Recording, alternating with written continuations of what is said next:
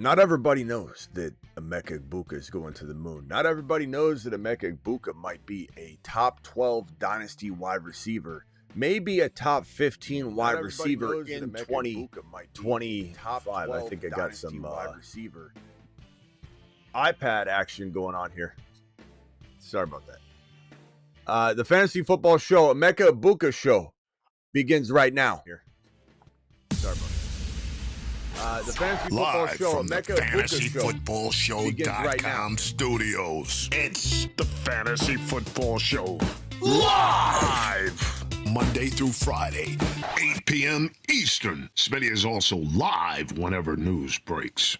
Live whenever news breaks, and we've got news today, ladies and gentlemen. Right now, I think we could plug and play Emeka Egbuka at any wide receiver position, says Baker, touchdown maker. Now, what's this mean? What's this mean to you? I'll tell you what it means.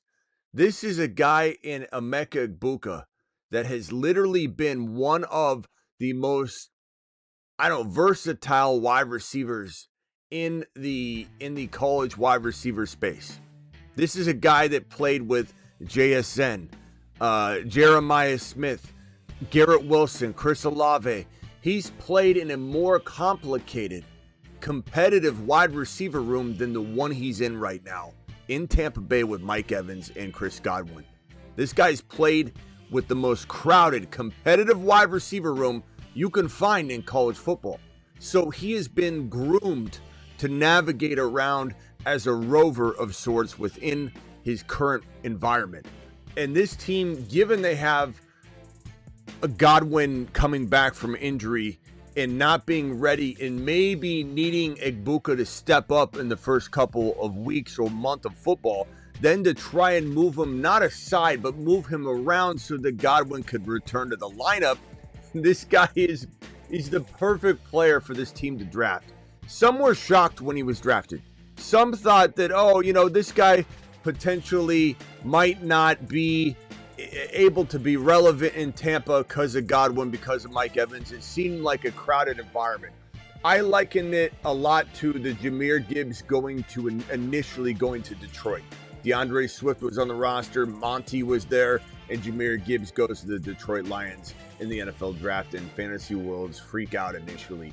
And then they trade Swift away. This is very similar. Emeka Egbuka going to Tampa Bay, my number 2 ranked rookie wide receiver, never wavered all offseason, January, February, March, April, today. I've never changed it. He's my number 2 wide receiver, number 1 most NFL ready, number 2 overall wide receiver. Travis Hunter, clearly my number 1 and has been. Both of them have been 1-2 pecking order from January on. This kid is going to explode. This kid is going to be so magnificent. And his route running's on point. His elusiveness is unmatched.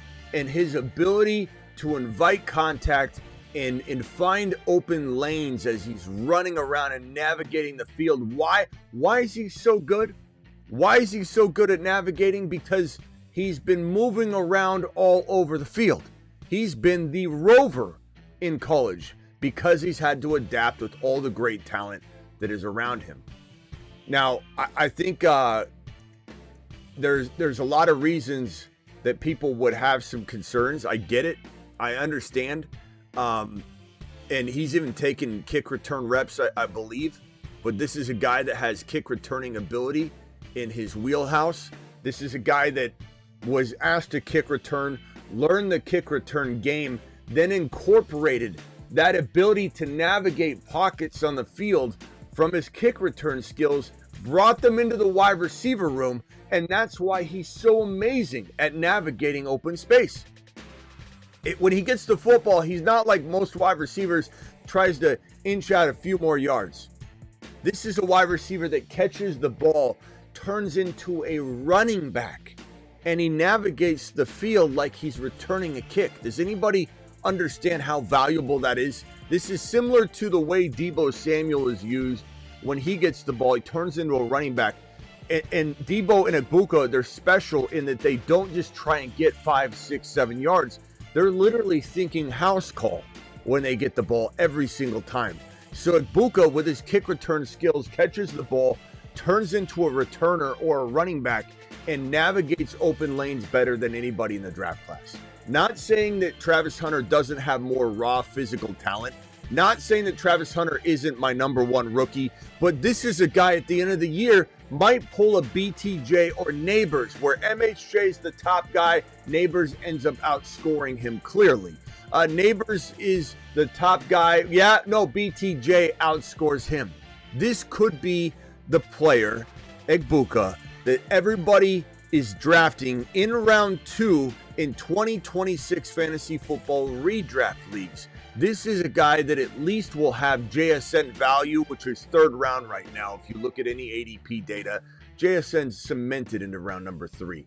That's the kind of value at the very least Egbuka is going to have in 2026, 1 calendar year from today, as people scramble to get this kid on their roster. Egbuka to the moon. Egbuka to the moon. He's going at least to the moon.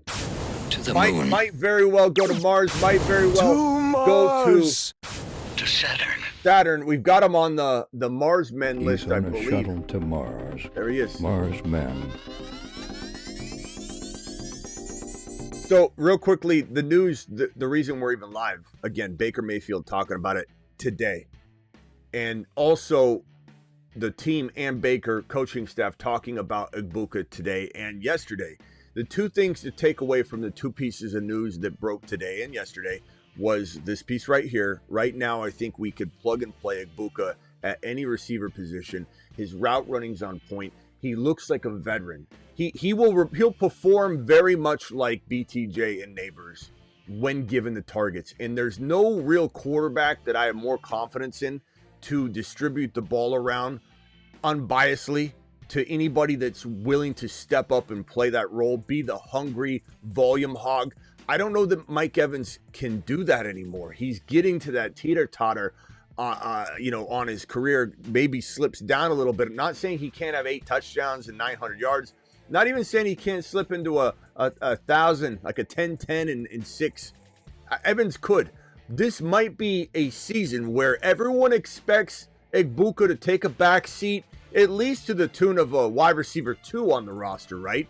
He could be the number 1 wide receiver on the entire roster his rookie year.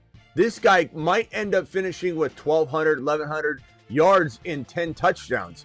This guy is going to look like a monster come November, December, and obviously 1 calendar year from today. I just told you he's going to be at a bare minimum floor value, JSN value today.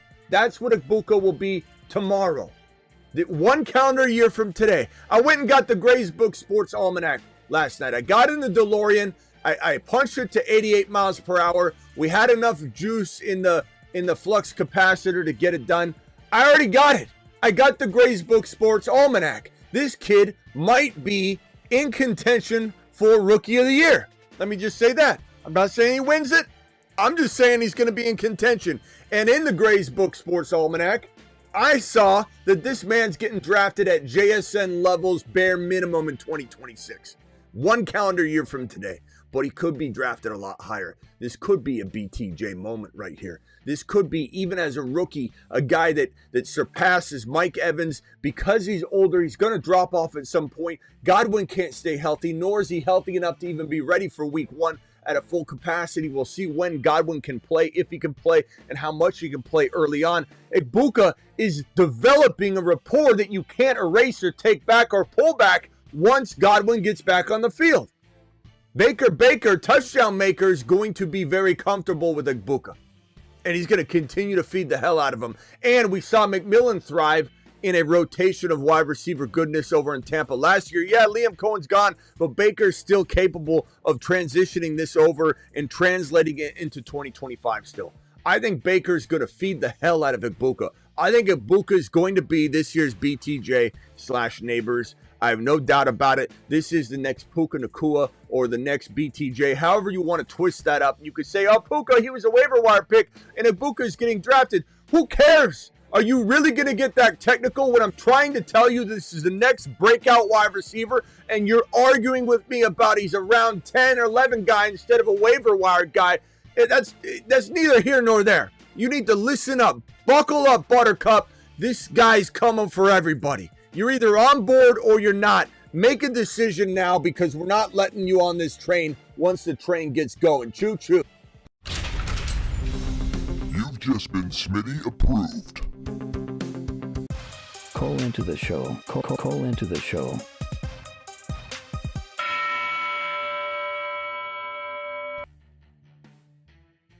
Dial in. We'll be taking phone calls. Super chats will be handled as soon as they come in. So order in which they're received. Can't wait for people to doubt this man. Andy, you ask a good question. I don't know that there's a good answer because so much will depend on what's going on with what is going on with the colors here. Let me see if I can, what is up here? Is that just on my screen? That might just be on my screen. No, I see that on the channel. Let's see if I can repopulate that. I don't know what's going on there. Let me see if I can change that. You can't even read the question. It says Egbuka or RJ Harvey. That depends on your situation. I mean, RJ Harvey, 24 years old, not saying that Egbuka is going to outlive him by, 10,000 years, but we're talking about wide receivers. We're talking about running backs. The shelf life is shorter for running backs. So absolutely, wide receiver is something you lean toward if you're thinking longevity, but at the same time, it matters what your team looks like. I've taken Hunter over Harvey, Hendy, and Hampton quite a bit this offseason. I've taken Harvey over Egbuka, and I've taken one-time Egbuka over Harvey. I can't say that it's something that's going to be easy to break down. It's got to really be something that comes down to your situation. But again, this could be the next BTJ. This could be the guy that outscores all the rookie wide receivers. We've already said that 1,000 times. So you're either on board or you're not. I don't really know what else to tell you. You can either, you can do what you want to do with that information.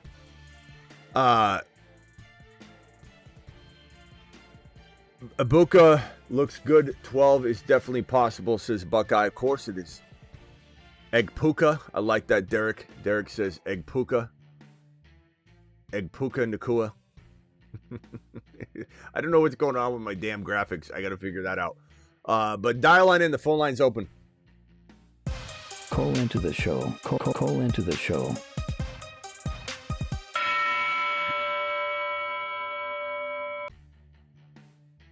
Yeah, I mean, look, at the end of the day, while Hunter's my number one in redraft and dynasty, Egbuka, like I'm saying, and like we've been saying over and over all offseason, could easily be the number one wide receiver out of the rookie class. It's not even crazy. We've said it for how long now. But, people don't like bold stuff. And sometimes people just can't handle it, That's kind of what it's about. It's not about whether, we've landed bolder things in Egbuka being, him and Hunter being tied for the number one wide receiver. Even if you want to do that and say, hey, I'm not doing that to Hunter. He's my boy. Let's call it a tie. Let's say they tie as rookies and it's literally neck and neck all year long. Tied. Am I really out of marker already? Even if it's a tie, that's not that. We call bolder stuff than that. Is this really out? I feel like I just opened this one. We'll set the marker thing there. We might have to replace it. I think I restarted my phone line, so click the button, dial in.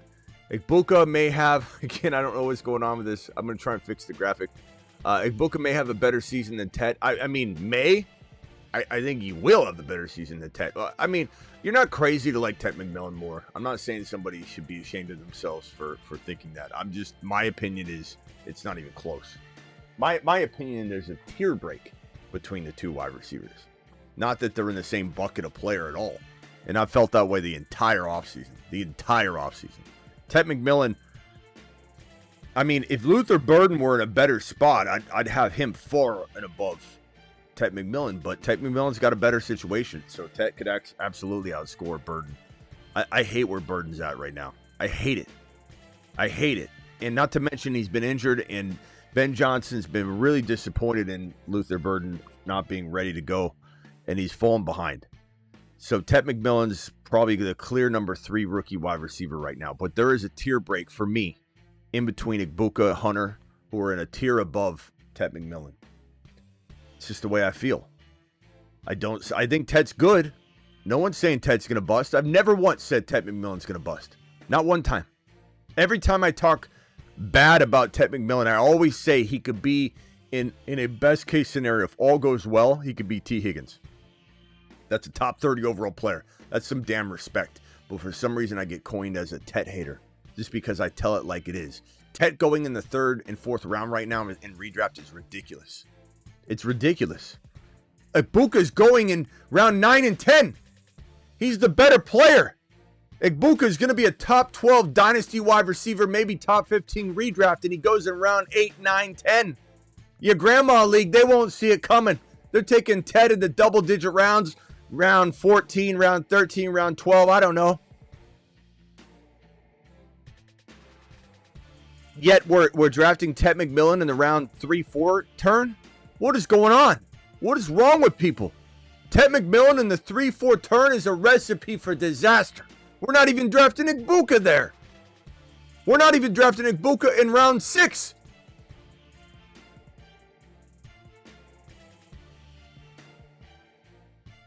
I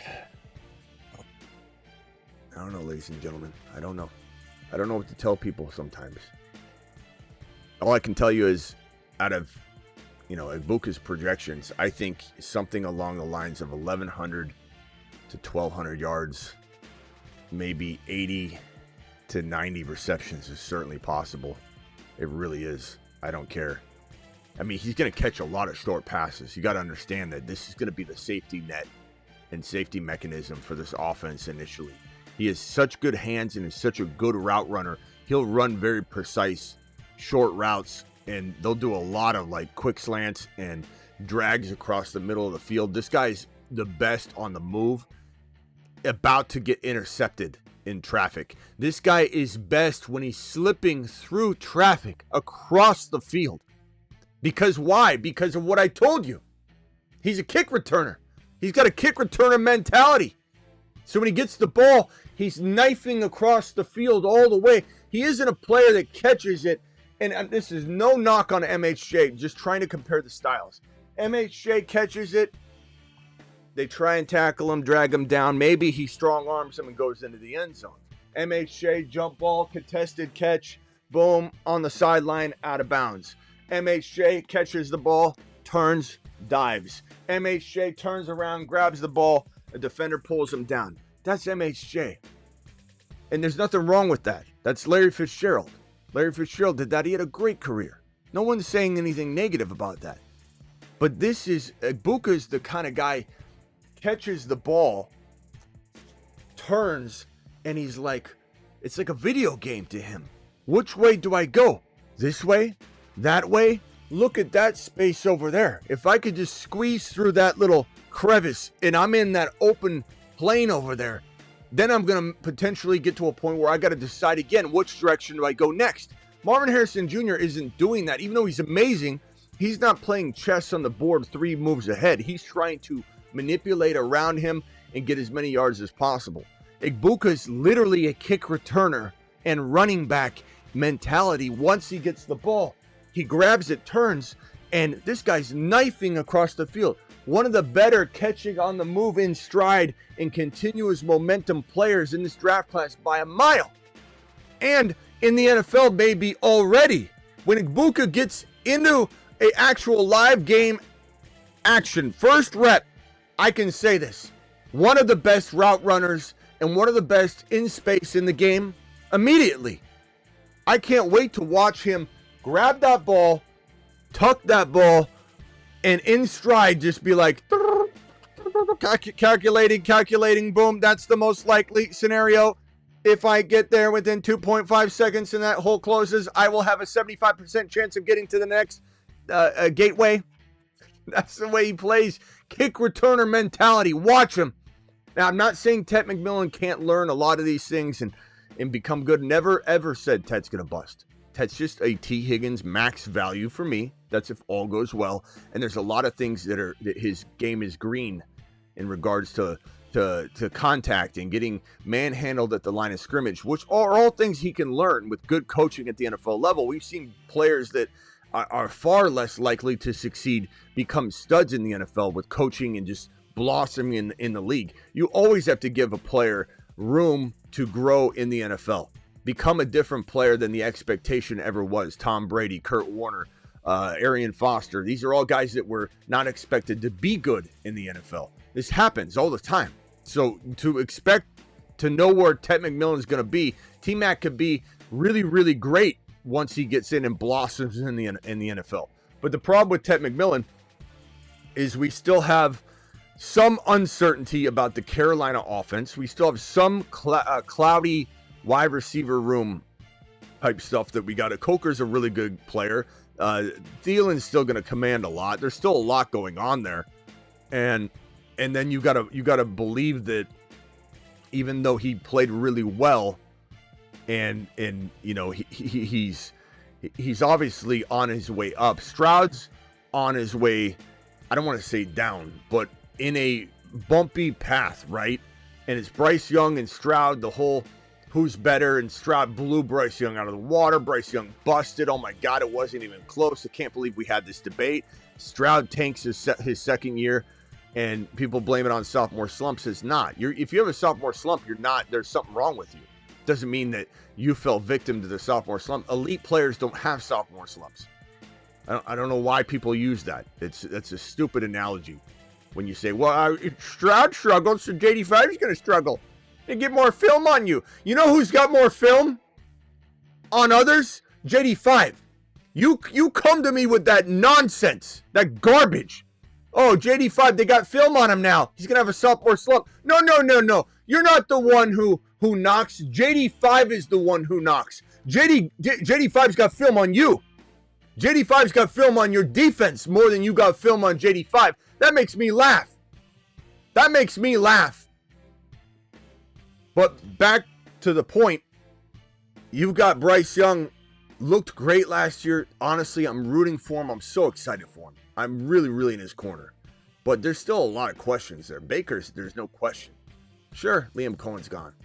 I get it. But Egbuka's going to ball out. All right, I don't know if my phone lines are even working.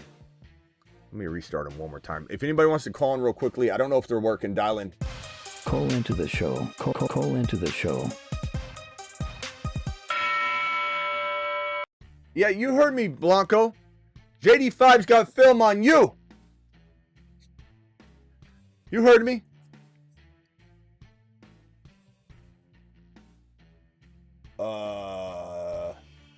Nick says Smitty T-Mac is better than Bomb Egbuka. Okay, Nick. Thanks, Nick. We're all just watching your comments. Everyone's going to base their fantasy advice around your comments moving forward. And everyone's going to try and win. Let's follow Nick. Egbuka.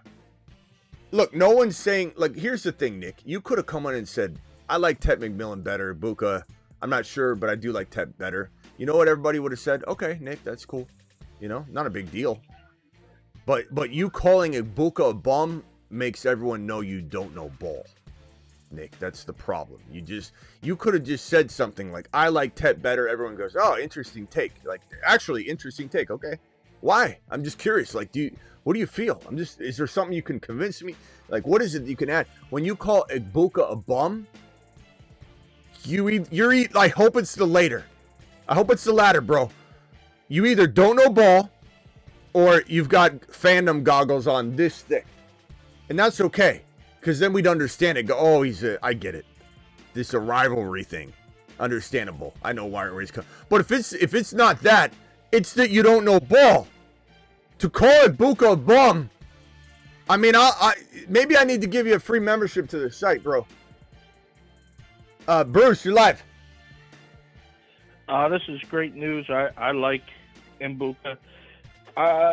For me, and I have a question.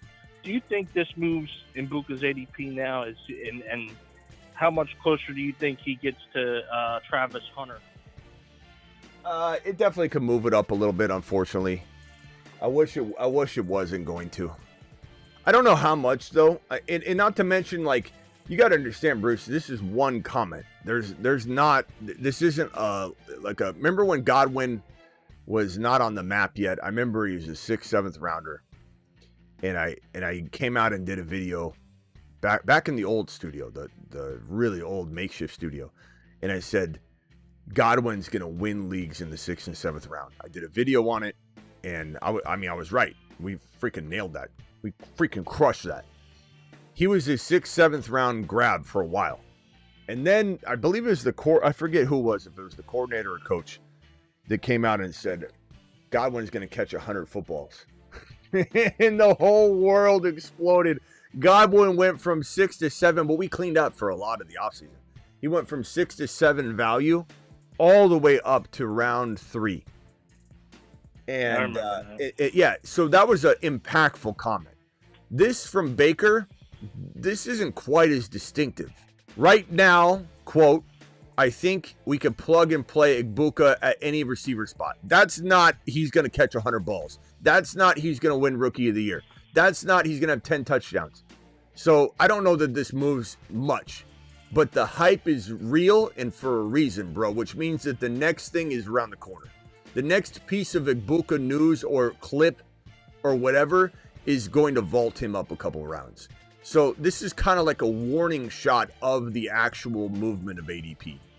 I think this is a very read the tea leaves moment we're still experiencing here. And I think this doesn't hurt us. We're still cleaning up Egbuka. Look at the guy, Nick, who just said he's a bum. There's still not a lot of hype yet. And this isn't really hype. This is more warning sign. This is like tremor before the actual earthquake happens. And the smart people are reading the tremors, but other people are not even noticing them. So once this is an actual, shock wave, then that like 100 receptions from Baker or head coach, then we have to panic about, damn, does he climb to round 6?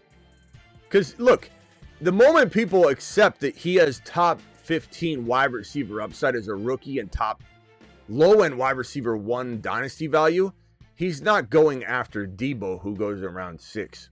He's not going after those guys. He's going like where, I don't want to say where Tet's going, because Ted McMillan, T-Mac's going way too high. 3 to 4 round turn is crazy. Absolute asinine. But he might go in the 5 to 6 turn if he starts looking and being accepted by people as an elite potential wide receiver 1 of not only the future, but maybe 2025. People still doubt him, bro. Don't worry about it. They still doubt him for right now. I don't doubt him, but here's my question. And this may make me sound a little stupid, but my first sign of Egbuka and making all this great stuff is when Mike Evans made a comment of, yeah, I'm not the best in the league anymore. There's other people better than me. Like, you can't.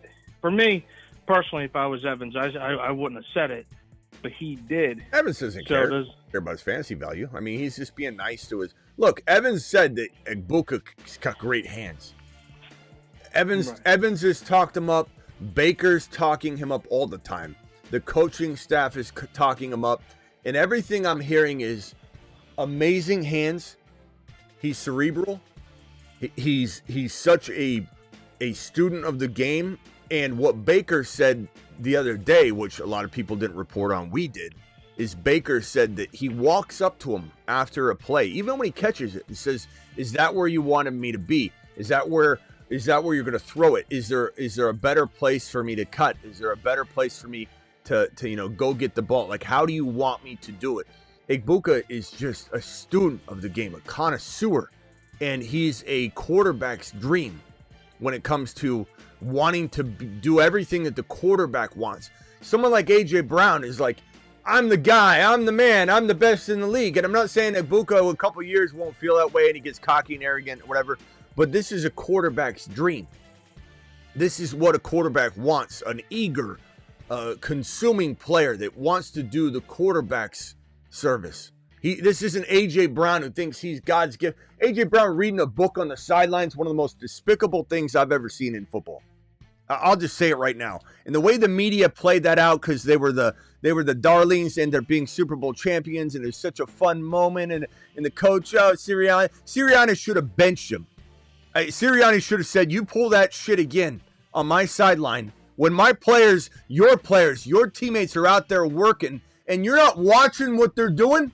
They're trying to get the ball back for you, and you're not cheering them on. What? You're too good to watch your own players." And this is a guy that I've had on my Instagram lives before. I would talk with AJ Brown every offseason. So I liked him a lot. I still like him. I don't think he's a bad person at all. But this is trash. I lost a lot of respect for AJ Brown when he sat there reading a book on the sideline. What a stupid situation, and what a dumb thing to support for the NFL and Sirianni and everybody else that thought it was such a fun little joking thing that, he's reading a book. He's just trying to learn. He's just trying to learn. Not on my sideline. I don't care how good you are. You're going to watch the players that are going out there and putting their body on the line to go get the football back so you can go do your diva stuff on the field and cry like a baby. A.J. Brown lost a lot of respect when he read that damn book. But anyway, my point is, A.J. Brown isn't about going up to Hurts and going, "What can I do for you? Where do you want me to be? Is there a way I can do this better for you?" A.J. Brown's like, "Throw it to me. This is my job. I'm the king. I'm the best." Egbuka's hungry. He's going to take the league by storm. You got anything else, Bruce? No. I just wanted to make sure that, with this, he wasn't going to, well, he is going to get infected, like you said, just not too much. And seeing if this means he's going to get closer to the Travis Hunter like offensive numbers. Not yet, but we just, it could be a scrimmage, bro, where he pulls in like 3 TDs or something, or it could be a long practice touchdown. It's something small. It could be a coach. It could be the receivers coach. It could be the offensive coordinator. It could be the head coach. All they got to do is say one thing, the wrong thing, the right thing, whatever the case may be. All right, we'll see you later, Bruce. Appreciate you. Yep. See ya. All right, a couple more calls and then we're out of here. Call into the show. Call into the show.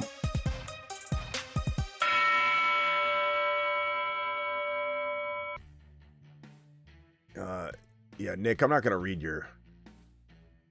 I'm not gonna read your comments anymore because I know they're biased. They're based in bias. The moment you called Egbuka a bum, your take doesn't matter to me because that's not a logical take that even is laced with any sort of like logic or reasoning. That is a garbage take.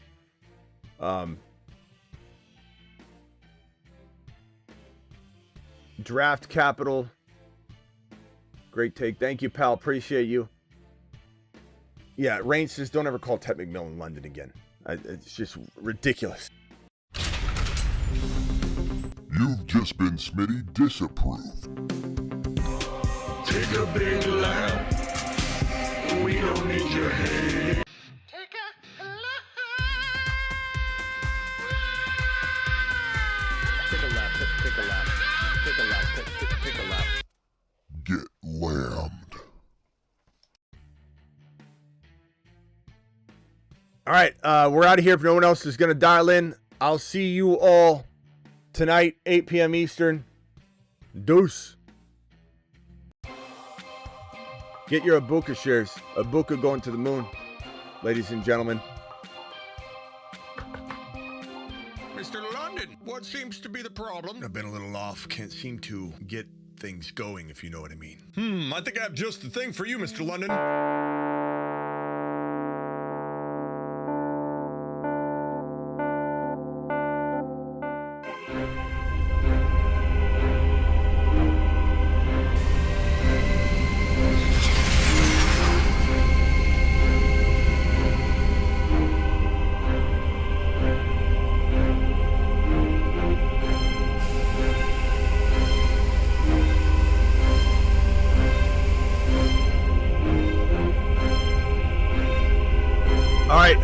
Harris, you're live. What can I do for you real quick? Appreciate you. All right, Smitty. In a Yeah. Superflex Dynasty startup, how many QBs should I take? I mean, that's there's so many variables involved in that, bro. Start off with the top 5 let's QB. say I take 2 in the top 5 rounds. I mean, it just depends who's there. I want Milrow if he's there as well. I like Shador later. I mean, sometimes I roll with 2, and I don't like it, but I'm not going to force it. Sometimes I always find like a Milrow or a Shador, and I have 3. If I've got Milrow, Shador, I love having those 2 guys on top of the 2 starters. If I have Penix Jr. or Dak Prescott to go with my Mahomes or my JD5. But it's all case by case, my boy. It just depends on how the flow of the draft. There's no formula or recipe that you can rinse and repeat on that. That's situational. For sure. Appreciate you, Smitty. All right, man. Later, bro. Call in tonight. Later. All right, see you all tonight, 8 p.m. I'm live whenever big news breaks at 8 p.m. I'm also live Monday through Friday at 8 p.m.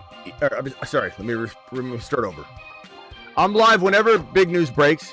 I'm also live at 8 p.m. Eastern, Monday through Friday, and I'm also live midnights most every night. And then don't forget to get on over to my Patreon. Here's the link for that. We're live chatting 24/7 over on the Patreon. In fact, I'm going to type right now.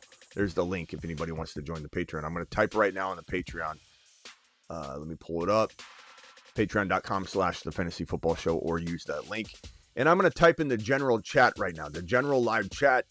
Any post Egbuka show topics. Boom. I'm on there now, trying to live chat with all you right now. I'm in there, and it's getting busy. And as the season gets closer, it's going to be more packed. $10 a month, cancel anytime. It's like a cup of coffee. Do it live. Don't miss out. Go get your Egbuka shares. Do it live.